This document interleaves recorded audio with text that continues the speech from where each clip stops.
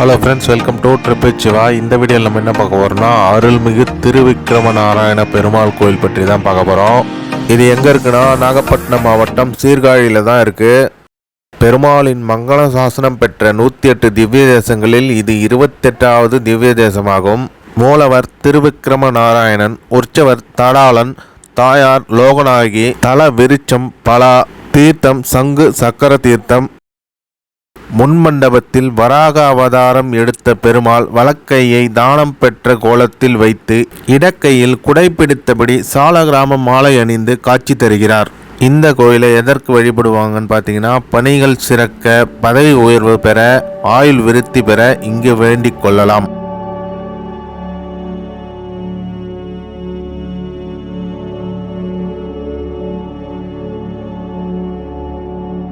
கோயில் திறந்திருக்கும் நேரம் பார்த்தீங்கன்னா காலை 7:30 மணி முதல் 11:30 மணி வரை, மாலை 5 மணி முதல் 8 மணி வரை திறந்திருக்கும்.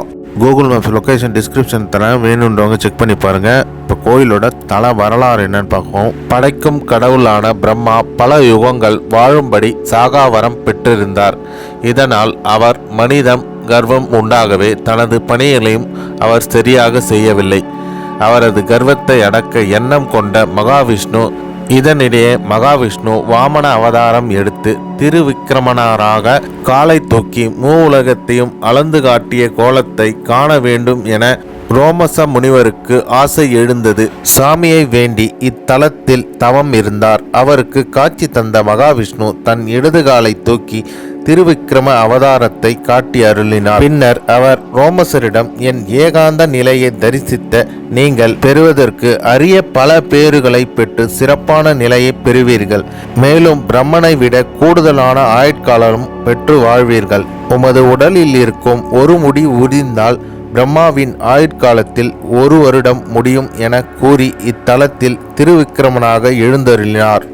மகாவிஷ்ணு சூட்சமமாக தன் ஆயுளை குறைக்க அறிந்த பிரம்மன் தன் கர்வம் அழிய பெற்றார்.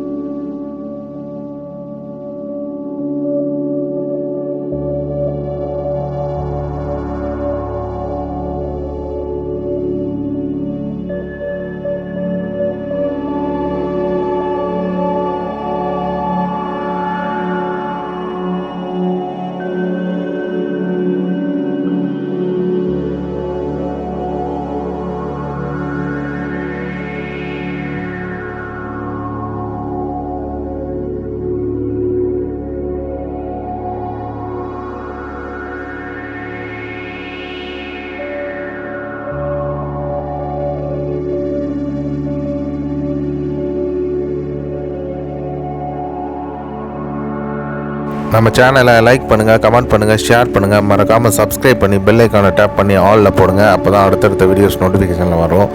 இந்த மாதிரி வரலாற்று சிறப்புமிக்க கோயில்கள் மற்றும் சுற்றுலாத்தலங்கள் நம்ம சேனலில் வரும். Thank you friends.